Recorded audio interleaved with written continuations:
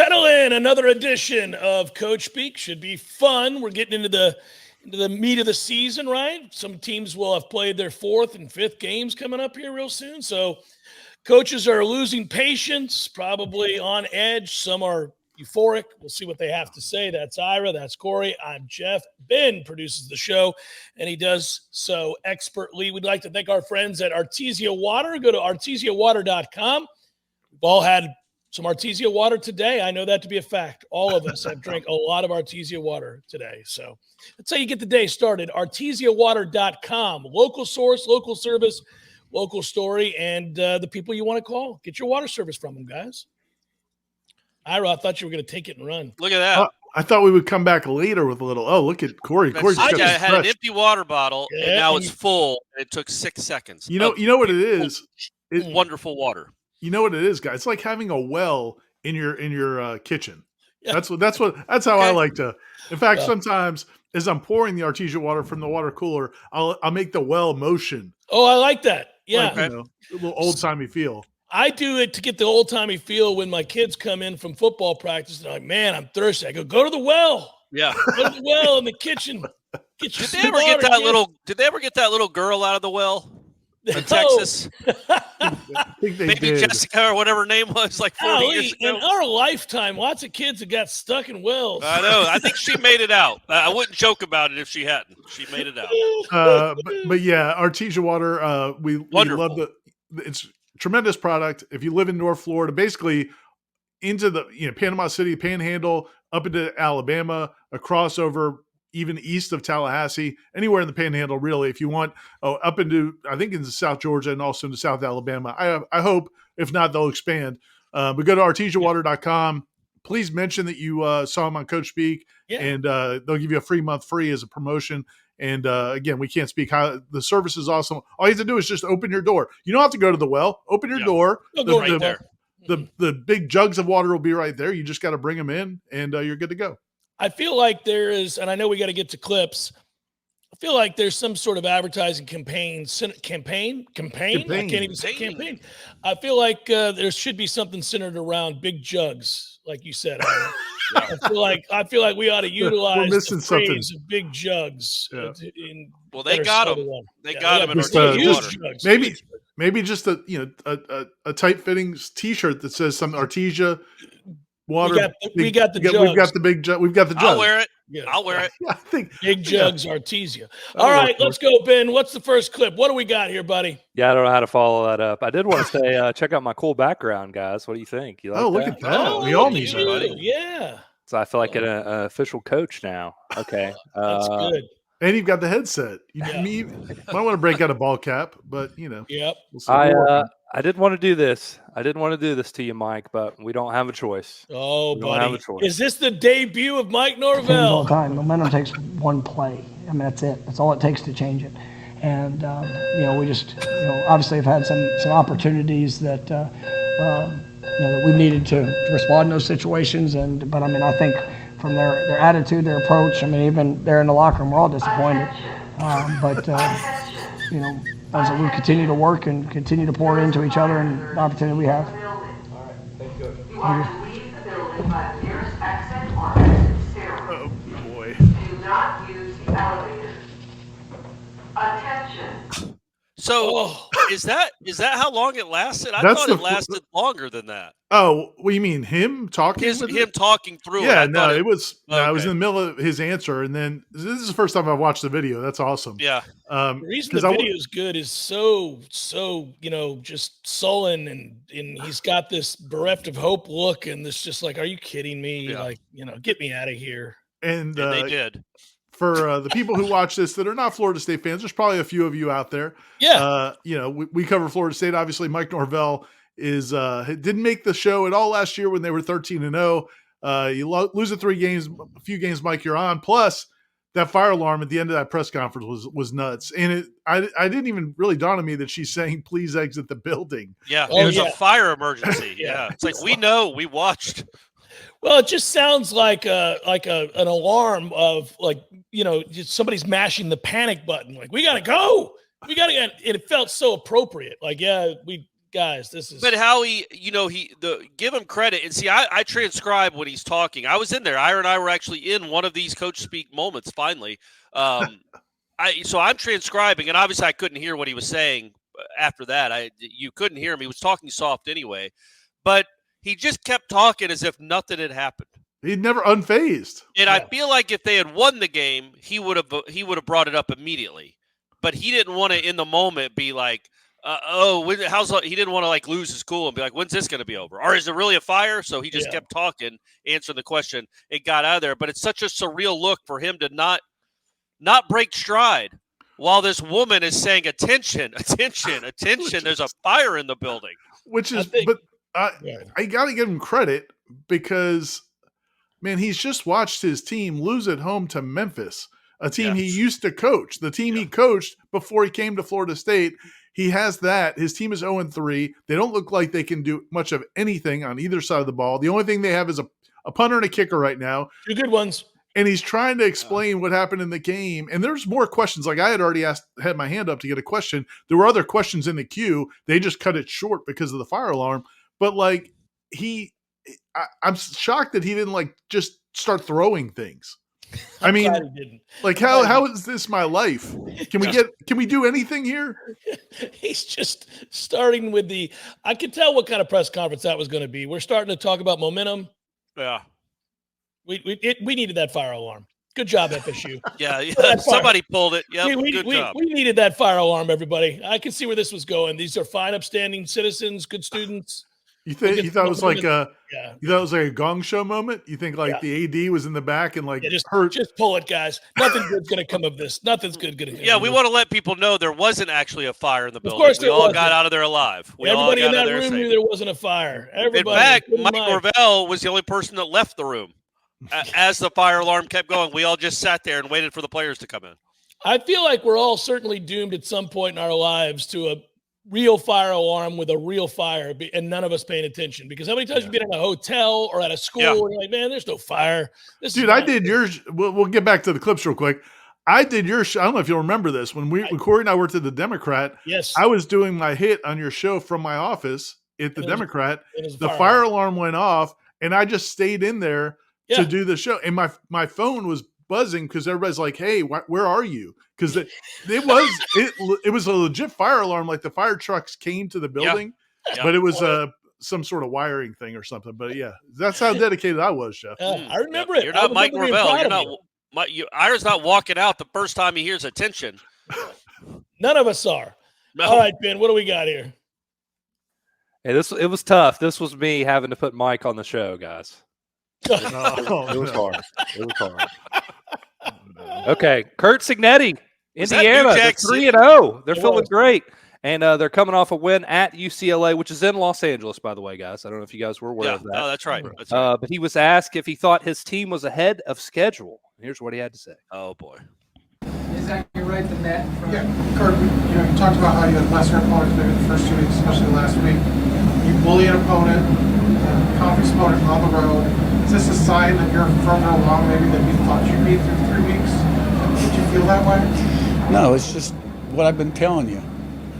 I mean, that we've made a lot of progress. I'm Sigs. And when you have the right people in your organization and you put the right things in their head, they're going to respond. Now, was there an unknown going in? How do you match up against them? Yeah, there's an unknown. But we came in here and got done what we wanted to get done. I'm not about to say we're further ahead than I thought, because I just thought we could, be competitive and win games, that we were capable of winning games. This is only one win, we're back at it next week. Guys, we're going to win the national championship. Yeah. You think I'm impressed by beating UCLA? I'm Sigs.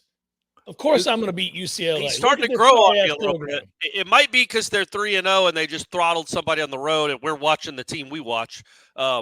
But yeah, he's starting to grow on me a little bit. I like the confidence. I do want to see it after he loses a couple of games. I'm very, very interested in what that looks like. Well, don't worry, Corey. He's going to. I think he's got a couple L's on the schedule coming up. But still, it's I appreciate the confidence, and you can't argue with the results, right? His team went out there and dominated. There's a non-zero chance that this guy's introduced to Florida State in 3 years, and we may have to delete this channel. The coach speak is done. Yeah, man. Hey, we also got another sort of swanky side of SIGs, which we all know exists. The lean on the water bottle. Lean on the water bottle. We've not seen that on Coach Speak. I don't know of any coach that's leaned on the water bottle. We watched Napier unable to open a water bottle after an impotent effort from his team. Then he feebly tried to open a water bottle and couldn't. Seems to be the way it's going for him these days.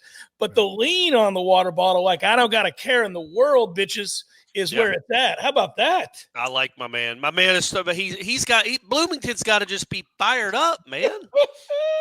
Good time of year in Bloomington too. The leaves are changing. It's getting nice. Team's undefeated. That must be nice. Basketball season's starting, and he's like, who cares about basketball? No. It's about football around here. It's about SIGs. Yeah, we have a rich tradition in basketball, I understand, but they haven't been good in years in Indiana in basketball these days. The football team is where it's at. This is what you do. I love that guy. Clip 3, let's do it. Hey, we're going to show some love to Corey's Falcons. How about that? Raheem Morris, big win over the Eagles. There was a touchdown to Drake London that tied the game, and then he got an unsportsmanlike conduct penalty when he made a gesture as though he was firing a gun. So then Atlanta. I want to say this. It looked like he was shooting up in the air like he was shooting birds. I thought he was shooting birds too, but because they're Eagles. Because they're Eagles, right? Just throwing that out there. The coach has an interesting explanation. It was not birds, he says. Oh, great. All right. It's also illegal to shoot. Yeah, I didn't see it, and I guess it was the use of a weapon, how people interpreted that as a fine, as a penalty, and Drake is he's a great kid. And his intent was not as a use of a weapon. He probably was shooting T-shirts into the stands, to be honest with you, though, because he's just that kind of a guy. But he was excited. He got excited. He's one of those guys that plays with great energy. He immediately apologized on site before I can even get a chance to correct him. That's nice work, Ben. Yeah, I didn't know that he said he was probably shooting T-shirts into the crowd. Yeah, because that's how you a T-shirt gun is just like a tat tat tat tat tat tat like that. Yeah, it would have been more believable if he was stuffing a shirt into a gun, pantomiming that, and shooting it. And everybody's always wanting to show what it would be like to shoot a T-shirt gun like that. It's mentioned in rap songs all the time, everywhere. Get your T-shirt gun. I can't believe Ira dropping bars. Yeah, look at my guy. He was ready to go. Right? I mean, we hear that all the time. Yeah, well, it's true. It's true. It's crazy the refs didn't give him the benefit of the doubt on that. Ben, can we isolate Ira's bar? No, we can't. Get your T-shirt gun, the rhythmic way in which he said it. I'd like that was impressive. Isolated so that later on, when we are celebrating something of note, I have that and I can hit your T-shirt gun clip. Ben, you know who you work more closely with on a day-to-day basis. And it ain't those two guys. Doesn't even know your name. Get your T-shirt gun. Let's keep it rolling. All right, next up, I'm curious if you guys know the restaurant that he is mentioning, because I grew up about 20, 25 minutes from West Virginia. So this is a staple in my life. But this is Marshall head coach Charles Huff. We haven't heard from him in a while. His Thundering Herd play Ohio State this week, and Coach Huff has an interesting NIL pitch for their players. This is good. I feel good about the track we're on. Trust me, I know where we are, but I feel good about the track we're on. And I feel good about the players we have. Would love to have some of those guys from Ohio State too. So if they want to transfer on down, we've got a Tudor's Biscuit NIL, all you can eat. If any of those guys that run really, really fast at Ohio State like Tudor's Biscuits, I promise you, all you can eat all day if you transfer here. So, but yeah. That's pretty I don't know how to follow that. I don't know how to follow that. When he said Tudors, was like, Ohio State has Tudors too. What's the big appeal to that? I didn't realize it was the name of a biscuit place. Guys, I first of all, that was good, and he's funny. He seems like a likable guy. This is just a side note. Why is the Marshall-Ohio State game the big noon game on Fox? What are we doing? How is that the big noon game? Think about their last three. It was 2 weeks ago. It was the Big Ten team getting smoked by Texas. The reigning national champs getting but at smoked. least that's Texas, Michigan. Sure, but then the next week it's Wisconsin getting smoked at home by Alabama, and now they're like, never mind, we're not doing that anymore. You need a Big Ten versus win. Marshall. We got our dub this week for our conference. I mean, you're allowed to show some of the more compelling matchups within the conference. That can't be the one. I know it's not going to get a ton of ratings. I don't think it's going to get a ton of ratings. Florida State, Ohio State would. Just throwing that out there. Back to the clip though. Is Biscuits the only NIL like offering he could have made there where people aren't like mad at him for tampering? Like if he said any other product, hey, we've got a car dealership, get shirts, hey, whatever. Yeah, we've got a jewelry store, but Biscuits, everybody can just laugh at. Ben, I've never been to a Tudor's. I've never even heard of a Tudor's. Right. And I've traveled all over the country. I don't know how I haven't seen it. Now, I have not been to West Virginia. So maybe that's what it is. Here we go. Oh, there's the map. So none in Columbus, actually. No. Is it spelled? How's it spelled? Tudors. Yeah. Okay. There's So actually not a tutor. in Florida. Not like Well, there's tutoring. one in Florida in Panama. All right. Okay. All right. You could have some Tudor's biscuits and some Artesia water. Yeah. Whoa. You could. Doing that big. I'm going It over must to be watch great. the high Must school. be great biscuits, though. They're franchised all over West Virginia. It looks like it's probably great. But yeah, Those I folks in bet West the Ohio Virginia State can't get enough Tudors. I bet the Ohio State kids get more than all you can do. eat biscuits. They get all you can spend money. Just every day, just more bags just dropped at their front door. Which hey, they're winning football games. Yeah, smart to do. All right, Ben. Now I've learned of Tudors. This has been a good episode. Let's keep it in West Virginia. What do you say, guys? All How right, about here we Neal go. Brown after that choke job against Pitt, Yeah. which is one thing you could not have happen if you're West Virginia's coach. And they gave up nearly 400 yards through the air. So this is Neal Brown talking about his secondary. We played some different guys back there at corner. We played 4 guys at corner. It's tough, Mike, till you go back and you watch the film to really assess. You know, it's easy to look at the stat sheet and say, shit, they threw for 379. That ain't very good. You know what I mean? Like, it is. And It's very easy and to so say that. and it felt really bad watching it on the sideline. But until you go back and watch it, it's really hard to assess the personnel. And so I'll give you a better answer on Monday. Yeah. Okay, that's fair. Although I don't think it's that hard to assess the personnel. No, it's not good. It doesn't feel like it's very good, does it? Who did they beat earlier in the year? Because I'm looking it up right now. Because they had a win earlier in the year. He seemed much more confident about his. It was that they. I think did they play well with Penn State? No, they got their ass beat. They didn't play. No, they were hosting, like, it was a big deal because McAfee and all these people were there. I think Game Day was there. They thought it was going to be a big to-do. They got waxed. They've sucked all year. They're not any good at all.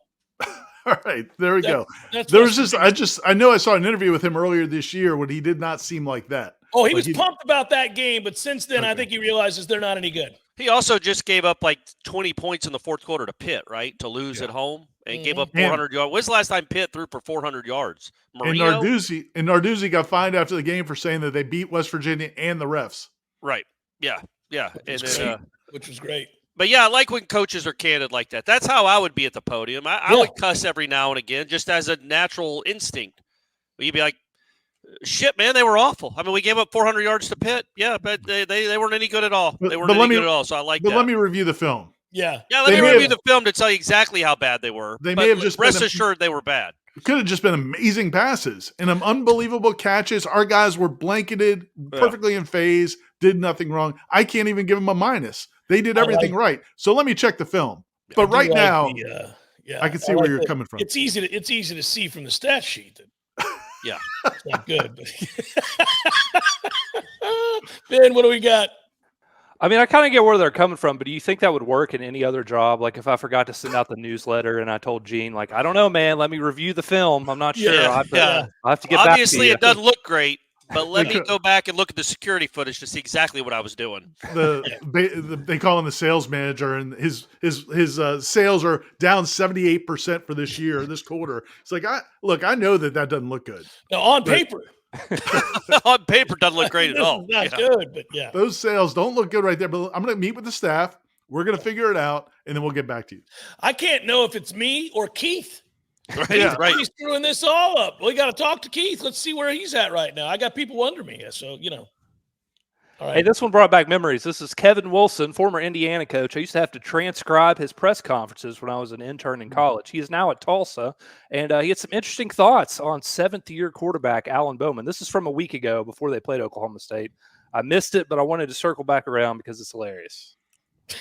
Your quarterback, I don't know if I'm into 7-year players. I think we're going to get one of these days. It's 5 years, no red shirt. I know COVID got us to 6. I told a couple guys that they were 7 years when they come back, they need to get a job and start working, And yeah, amen. It's time to get out of college. Sometimes you got to tell your GAs, get a job, move on. You're not going to get the Notre Dame job, man. Go get a FCS D2 job and start coaching. So, but they got a lot of veterans, great skill. It's good advice. Yeah, go get a job. Go get a job. Kevin's had lots of them, by the way, after multiple failures. He one time, just as an aside, I'll tell you, was really rude to me. Really? Oh, that's too bad, Jeff. I'm sorry, man. I interviewed him on Sirius XM when I was doing the college football roundup show on a Sunday morning, and he was not happy about being asked about a loss and proceeded to go on a diatribe about me and people like me are the problem with the game, is that we don't know what we're talking about. Just we see a loss and we think that that's indicative of maybe an entire program. I didn't want to interrupt him and point out that he was 9 games under 500 at that time in his career there. Where was he at? Yeah, I think it was Indiana, wasn't it? I think it was Indiana. Yeah. Well, I think Oklahoma State's playing. I don't know who they're playing this week, but they're playing Utah. I think maybe they are. And both quarterbacks are like 24 years old. They're both in their 7th years. How did this happen? Why are we just like okay with guys being here for 7 years now? Dude, my guy at Miami's in his 9th year. I know. Yeah. How did this happen? Sorry you got injured, man. I've watched a lot of players over the years that got injured. They burned one red shirt. They kept getting injured. Sorry, you got to leave school. You're 38 years old. It's time to ride. 7 years is just stupid. 7 years seems to be maybe that's the outlier. Like 7 years is stupid. It can't be that much of an outlier. There's two guys playing each other. I'm saying I can live with maybe 7. 7 to me is farthest outside. You better be a doctor. You better be a doctor by the time you're in your. You better be at the end of that school year. You have to be called doctor, or none of those wins count. I draw the line. I draw the line at 8 or 9 because you're in the locker room with 18-year-olds, 19-year-olds. You're 27, you're 26 years old. Yeah. Like you can't even communicate. And I want to make everybody understand, because we do cover Florida State. Chris Winkie, yes, was 26 or 27 and 28 when he was at Florida State. But he wasn't here that whole time. He went and played baseball for 6 years and then came back, was an old person. These dudes have just been in college for 7 years. The whole time. Yeah. So I'm with him. I know you hate him, Jeff, but I'm with the coach on that one. 7 years is nuts. I don't disagree with him. And he was with Indiana. I double-checked it. I was right about that. Yeah, he was there from 2011 to 2016 or whatever it was. He was awful and didn't do a good job at all. Also would be pointed out that, if you're redshirted and you have a medical, that's now still 6. You're going to get to 6 for sure. But COVID pushed it to 7. So I think that's where I'm like, I can kind of live with it right now. COVID didn't count. Okay. Right. So that's 7's the new 6. But we're about to get past COVID. We've cleared the COVID year. Yeah, now it can only be 6. That's great. But the other nice thing is with Jeff's feud with Kevin Wilson is I don't think we have to, there is a 0 chance he's going to get the Florida State. He's not coming here. Yeah. And I'd be the first to ask him a question when he does. Do you remember that fateful Sunday morning when I had you on after that loss at home to Ohio University? I'm a kingmaker. I'm a kingmaker in this town, big dog. Let me tell you something. You ain't going to make it here, big dog. Not as long as I'm on in the afternoons. Let's go, Ben. Hey, while we're on the topic of Alan Bowman, let's hear from his coach, our weekly segment with Mike Gundy. This is when he was asked about having to play Utah and Kansas State back-to-back at Oklahoma State. Releases, and you see Utah and Kansas State back-to-back up there. Are you excited about that? Are you wishing that would come a little bit later in the schedule? What are kind of your initial thoughts whenever you first saw that schedule? Well, I thought they were trying to make it hard on us, to be honest with you. And the commissioner's my buddy, but he doesn't do the scheduling. So I sent the wrong guy pecans for Christmas. I should have sent the scheduling guy pecans for Christmas. But I'm sure they set this up based on success over an extended period of time and what they thought could be games that might determine what happens at the end of the year. And their job is to create games that are going to draw viewership. And I would guess that they probably had that in mind when they scheduled these games. You think he's a wine drinker? I don't know. I'm sort of, you think he's more sophisticated than he lets on? He's got this mellower vibe these days from the I'm 40 years old guy. I don't know. I feel like he's had a lifestyle change. Do you think he just smokes a lot of weed? Well, that's possible. Maybe both. Maybe wine and weed. I think he's still crushing Natty Lights after wins. Do you? Sure. Okay. Well, Corey, I think you're right about wins. But what is he drinking on? He drinks every day of the week. So he goes to his cellar and gets give me that 1957 Sauvignon Blanc. Yeah. Or whatever wine there is. Oh yeah, he's got a sophisticated palate.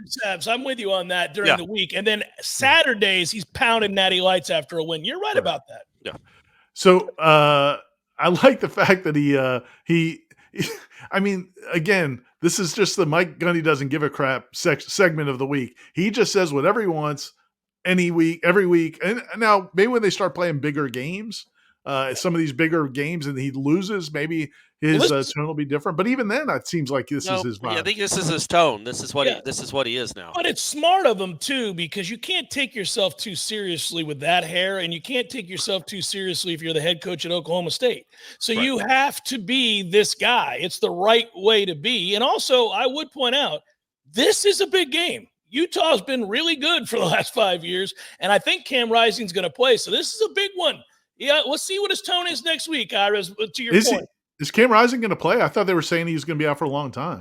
This morning when I was making my bets, I was told that Cam Rising was wearing a glove and throwing the ball around. How much money do you think Mike Gundy has in the bank? And I'm going somewhere with this. Like, just guess. Like, what do you think? How much money do you think he's got? Or not? Yeah, or just how much money do you think he's got in his assets? Like 25 million, liquid, 40 million, 25 million, 30 million.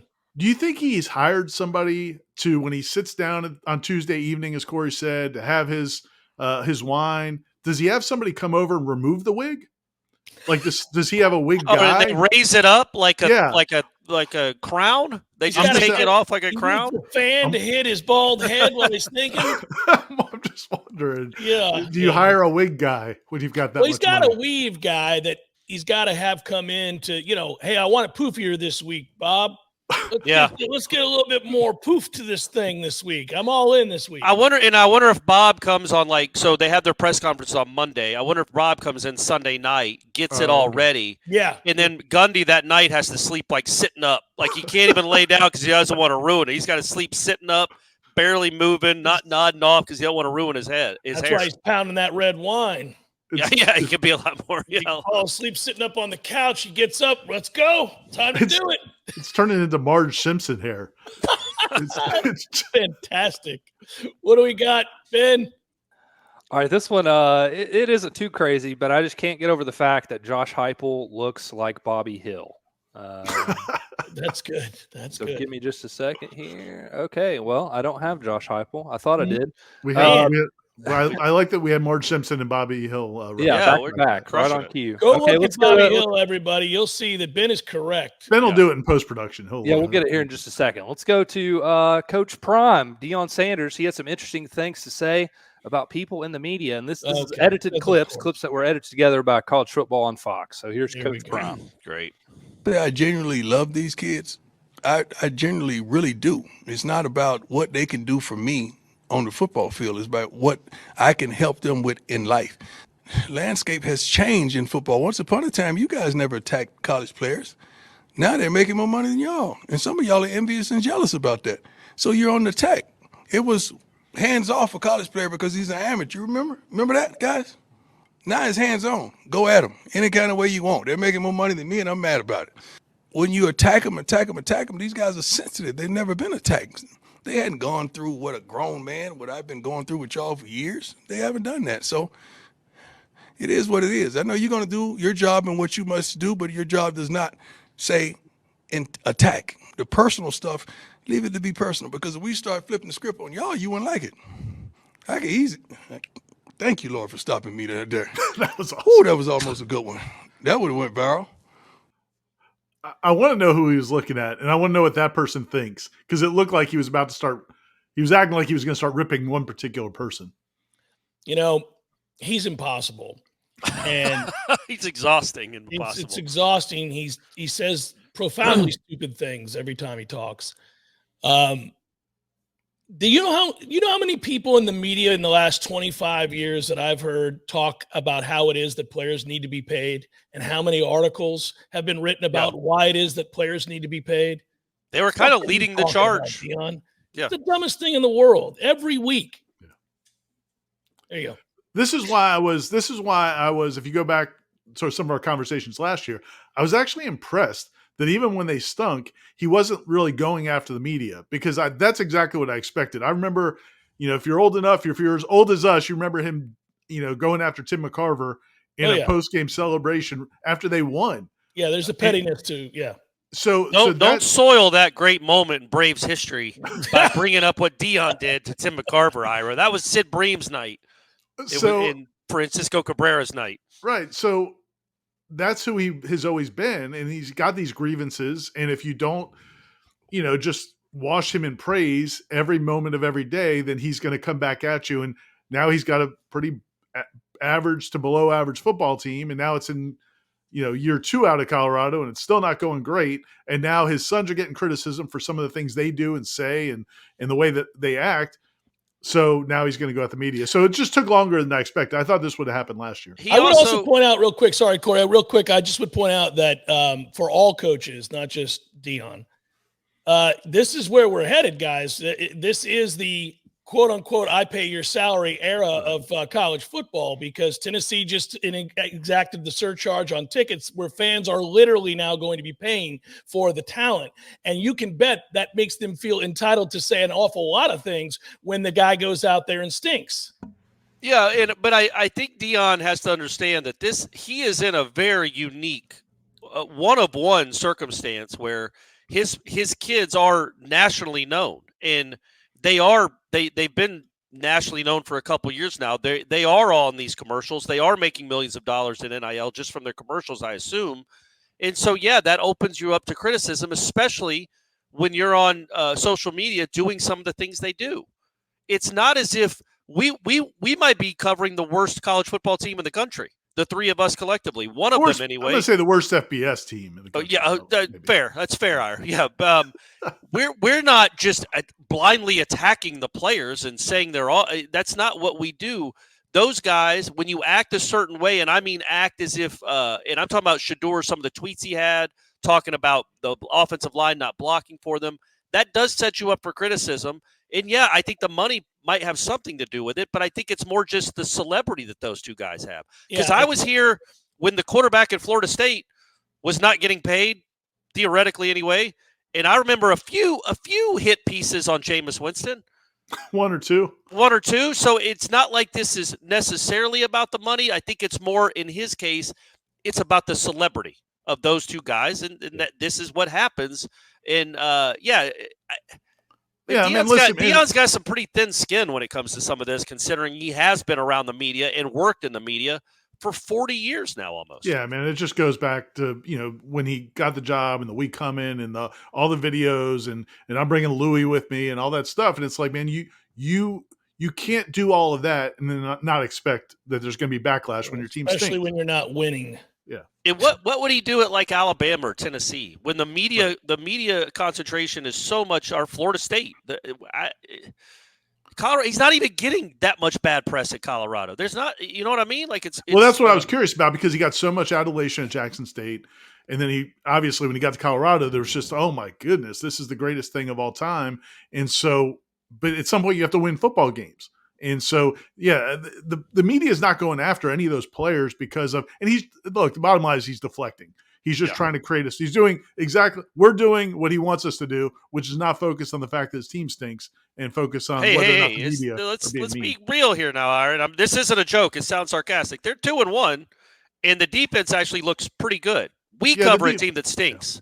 Well, we can't say that about Colorado yet. They're 2-1, and their only loss was at Nebraska. Who are their wins against, though? Well, Colorado State's at least a They're real a group school. of 5 school. I mean, they're Yeah, not. I mean, They're not. but I mean, I wouldn't say they stink yet. I hope. I think they probably will in November. I think we will. Let's say see what their that. Big 12 record is. We're spending way too much time on Deion. Well, you're right. You're right. You're right. Let's move it along. All right, let's go back. I got Josh Heupel now. I got Bobby Hill, Oklahoma quarterback legend, but I can't get over it. This is a funny little joke he had because he used to play at Oklahoma, but yeah, he looks like Bobby, guys. I can't help it. Should be a great crowd. It's a passionate fan base.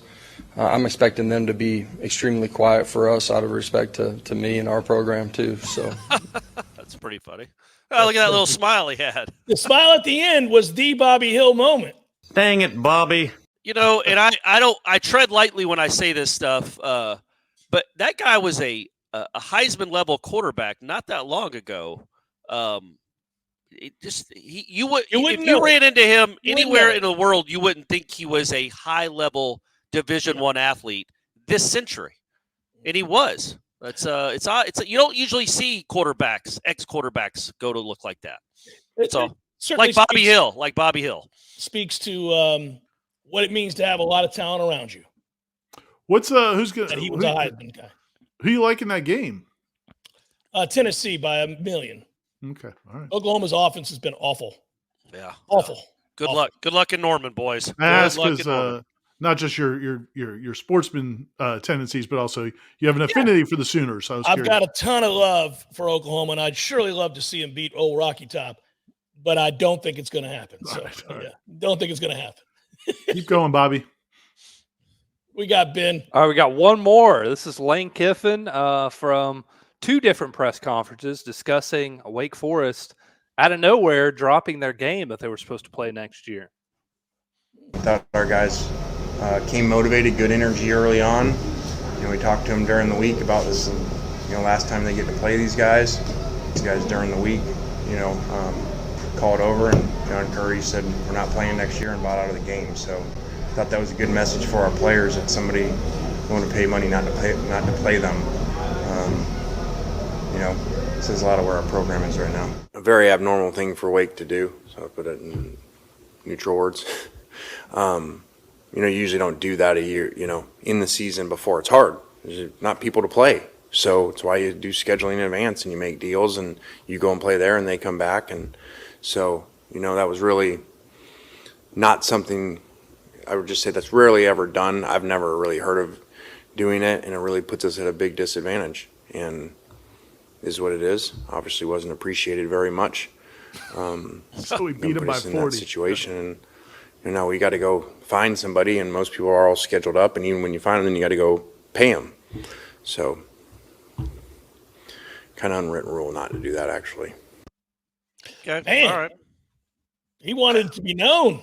I can get behind that. It is kind of cowardly. Why would you let them come to your place and then say, never mind, we're not going back there? Well, Ole Miss signed a bad contract. I mean, because the buyout was less than $1 million, and they went and scheduled a home and home with Oregon State, I think, and so they were able to get. It's going to work out where they're going to make more. They're going to make the money. You're right. All right. Well, they're also not going to get their asses kicked. Oh, 100%. Yeah, but it's 100%. But maybe you could have had a higher cancellation fee in the contract. But I love the fact that Lane is so petty to be like, man, how am I going to get these guys motivated to play Wake freaking Forest? Yeah, guys, that's right. They're going to pay us because they don't want you to kick their ass 2 years in a row. So let's do it all on one Saturday. Let's get 2 years worth of ass kickings. He actually said the phrase, "It's the last time we get to play." That's the last time we get to play these guys. This historic rivalry between Ole Miss and Wake Forest. I don't want you to lay your head on that pillow thinking you could have done more in the last time you ever got to face Wake Forest. It's like the end of the USC-UCLA rivalry or the like backyard Michigan brawl. Notre Dame not playing anymore or something. We're like, oh, this is it, guys. This storied rivalry of over 100 years goes by the wayside after this weekend. Do you guys think Kiffin is ever like kind of lighthearted? And the only time I feel like he's lighthearted and fun is on Twitter. But in these press conferences that we watch, he doesn't seem to have that personality. He's kind of drone. Even when he's saying interesting stuff, it kind of drones on a little bit. I think he's got a dry sense of humor, though. Yeah. I like his sense of humor. Like, there's jokes in there within the monotone in these. So you think that was like, this is the last chance you get to play him, was kind of being funny? Because that is funny, but I didn't know if he was. I think that's funny, yes. Okay. And he's trying to be funny there. I think he's smart. Yeah. And smart people make jokes like that. That's good. That's really good. As soon as he said it, I was like, oh, that's well done, sir. Just a little technicality. The unwritten rule part is kind of silly. I don't know that there's an unwritten rule. Teams get out of contracts. There's a penalty. It's a contract. You can get out of it. So I'm not defending Wake Forest. It doesn't happen a lot where you wait till the week of and then say we're not coming back. But, hey, you're still coming here, right? Now, I'm all for, I think Florida State opens with Alabama next year. Yeah, let's get out of that, Corey. Go ahead and cancel it now. Don't wait.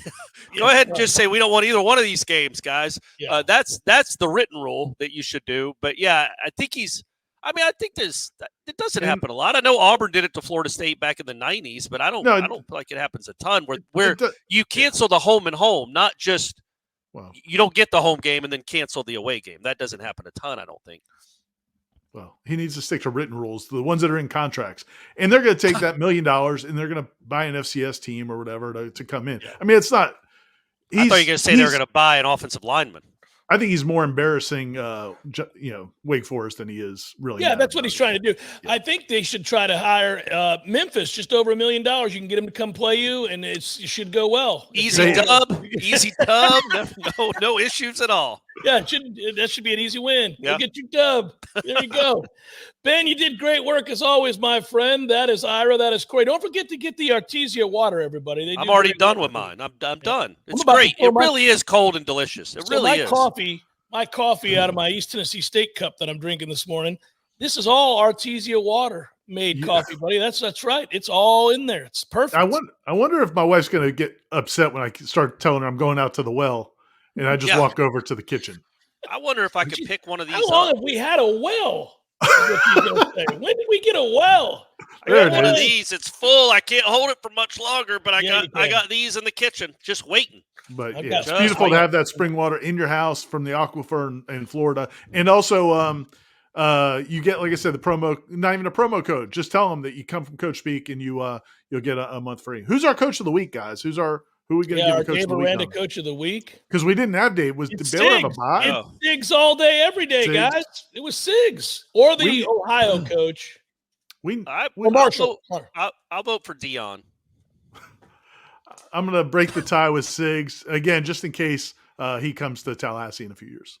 I think it is Siggs. Okay, all right. This guy's so smarmy, and he plays it up so well that we're starting to come around. Yeah. Do you think anybody has ever said to him once, hey, could you tone it down a little bit? Like, do you think that might endear you to some people? He'd be like, you know who you're talking to? I'm Siggs. I'm Siggs. All I do is win. Google my ass. I'm Siggs. I want him to pull out a cigarette as Siggs and start doing this, man, like it's 1954 in these press conferences. Let's go. Or just have one unlit and like flick it at somebody. Oh, yeah. Have it lit. What is that? Why does it have to be unlit? Well, have a lit one and flick it at him.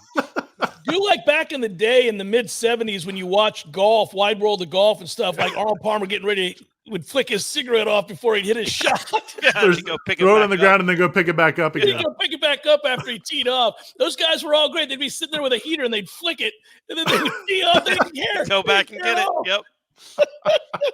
Thanks, Ben. Good work, boys. Until next time, we'll see you on Coach Peak next week. Be good.